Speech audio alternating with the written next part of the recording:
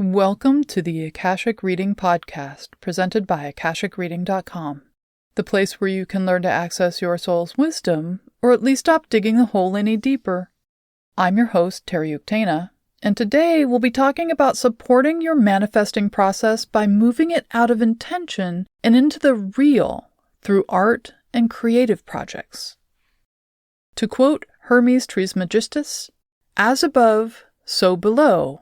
As within, so without. As the universe, so the soul." When it comes to manifested spiritual energies, Western culture focuses on the large, grand, and structural elements. Sacred space and the spiritual are found in churches, temples, synagogues, and mosques. While people can and often are encouraged to have a personal relationship with the deity, the main experience of them is focused on where groups congregate. Personal spiritual items may be blessed, but they aren't thought of as conduits for deity. Instead, they're considered focal points for contemplation, encouraging prayer, and as mnemonic devices which help us in spiritual practice. For context, think of how we consider having a formal chapel in your own home as something for the rich or landed gentry. It's something we hear about when we get news of the British royals gathering for one holiday or another. Even artists creating spiritual works have historically done this for churches, the powerful, or the rich. The artist was not required to be personally invested in the story they were telling, although it can often be seen and felt whether or not they were. It's in more ancient, grounded spiritual practices from South America Catholicism, which incorporated the native use of altars in the home, to the regional home puja throughout India, from Native American practices which unite the individual with the environment, to the reflowering of Wicca and European witchcraft, that we see how spirituality can be manifested personally and how it manifests us in turn. Because these cultural biases towards experiencing spirituality in an edifice outside the home, having spiritual practice be something we join in but don't initiate personally, and home practice being focused on the internal, we've lost the concepts and techniques for manifesting spiritual energy into form. In fact, we aren't often encouraged to think about this other than as craft projects for kids at church camp. Think of when you were encouraged to meditate on the life of Jesus by drawing his crucifixion, or to connect with Yahweh by building a scale model of the Wailing Wall.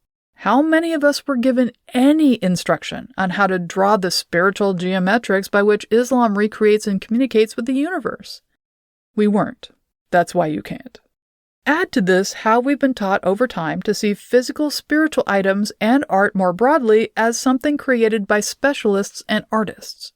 Instead of everyone being able and encouraged to create art, decorate their world, build relationship in an interconnected universe by expression as has been practiced by humans for millennia, we deride anything that isn't good enough, marketable, or monetizable. Yet Native Americans and First Nations people have been weaving their spirituality into baskets for centuries, and beading their totems onto their moccasins, as well as other clothing. The peyote stitch in beading was developed to bead around solid objects so energies could be invited into the object and blessings could be attached to them permanently. Wiccans and pagans inscribe their personal ceremony tools with symbols and bless, activate, and protect them and the work they do at home and with others. Kolam is a form of drawing which is drawn by using rice flour, naturally or synthetically colored chalk, or rock powders, which is practiced in various parts of India and South Asia. It's usually a geometrical line drawing composed of curved loops, drawn around a grid pattern of dots. In South India and Sri Lanka, it's widely practiced by female Hindu family members in front of their houses, and the drawings are thought to bring prosperity to the homes. All of these practices and many more flip the script we've grown up with on its head. While there are some artists in Western countries who do this kind of work, they're the exception, not the rule. The point of these practices isn't to be perfect, marketable, or necessarily even open for comment. They're ways in which the individual is relating with spiritual beings and the universe. And relationships are a two-way street. So the items provide a means for them to be related to in turn. That they aren't perfect, can be wonky, temporary, unique, personal, quirky, or counterintuitive is not only allowed, but really the point. manifestation processes and spiritual practice are most potent when they are bespoke, when they're tailored for the specific individual, therefore radiate out the blessings of the maker's unique spark of divinity. Unfortunately, in the West, rather than draw the symbol for Om ourselves as a spiritual practice and means of unfolding the way in which we are being Om right now, we buy a t-shirt with the design pre-printed, have it tattooed, or wear it as jewelry made by someone else. Instead of entering into personal relationship with our path through spiritual expression, we end up suffering from perfectionism, fear of criticism, fear of failure, the need to get it right the first time. And so most people don't even bother to try. Yet, how does a muscle get built if we never use it? Side note, I'm not saying purchasing or owning these types of things is bad. I have a fair number of them myself, and I recommend such things for students and clients on a regular basis. And people have always traded items they make for ones they can't. Online shopping is just the newest way to do so. However, having such easy access shouldn't prevent us from our own creative endeavors, is all I'm saying. All of which is to say, you don't need to be an artist to manifest Akashic energy into the world, nor does the way you do it need to be art. In fact, it's often better if it isn't art, but instead is a craft. So, where would we even begin? Well, with the simplest of materials and the symbols which call to you.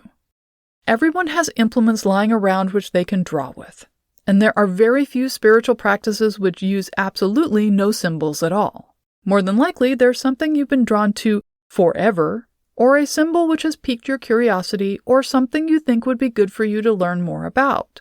That's a place to start.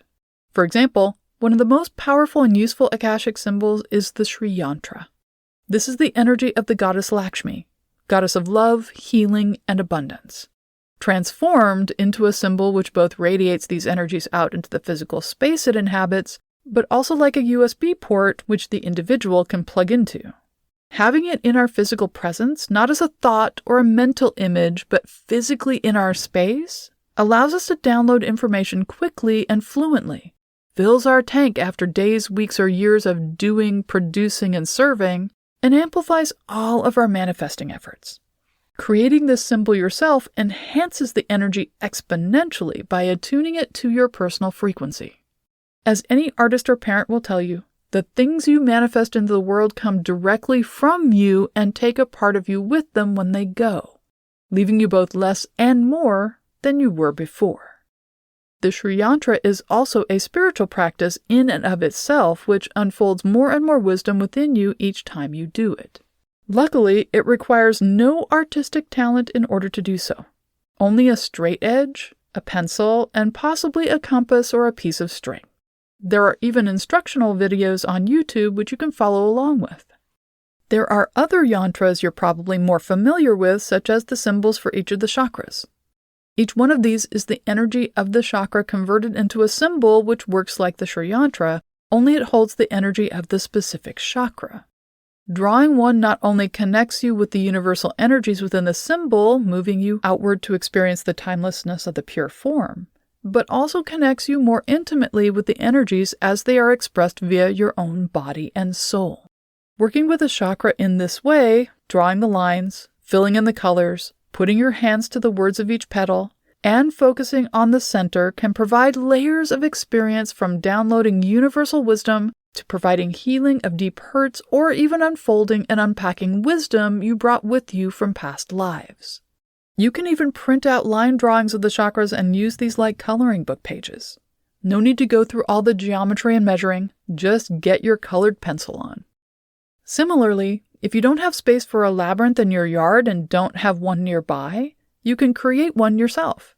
There's an entire YouTube channel focused on labyrinths, and they include instructions on how to do both the goddess version and the more complicated form found on the floor of the Chartres Cathedral.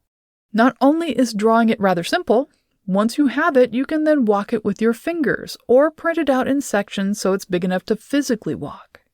You can also use painter's tape to mark it out on your driveway, garage, or any floor space you want. When you're done, just pull it back up with respect and be on your way. If you want something less geometric and more contemplative, there are artists out there converting their work into adult coloring books. You can have your own conversation or build a relationship with mystical beings through coloring pictures of them. Etsy is full of these types of coloring books or individual pages provided by artists of all varieties. You don't even need any special tools or supplies. If you've got kids, then there are probably crayons and/or markers around. If you want to explore something new, there are plenty of watercolor kits, acrylic palettes, and pastels if you don't mind getting your hands dirty. The one thing I recommend with all of this is, if you're going to go through the effort of drawing, crafting, coloring, and relating beyond just scribbling, invest a bit in whatever it is you'll be working on.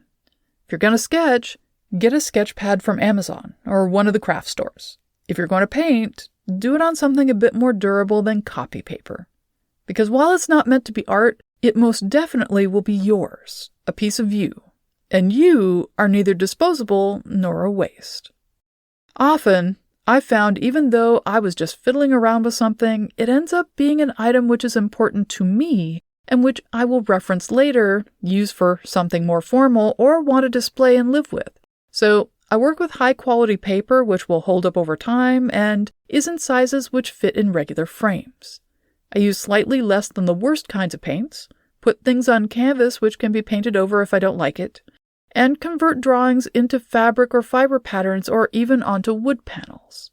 Then, when I sink down into the pure timelessness of coloring this, filling in that, or seeing where this thing is going, I don't have to worry about what to do with it once I'm done, or get stuck having to see if lightning will strike twice when I try to recreate it in a better format. So, what Akashic energies are waiting for you to manifest them into your life? And that's all the time we have this week. If you're interested in knowing more, check out my website, akashicreading.com. Thank you to my patron of honor this week, Lourdes. If you're enjoying this podcast, please consider supporting it by subscribing on Patreon. For just $5 a month, you can join in patron-only classes, see all my other offerings, and get regular updates about what I'm working on at patreon.com/TerryUktana. Thanks. Bye.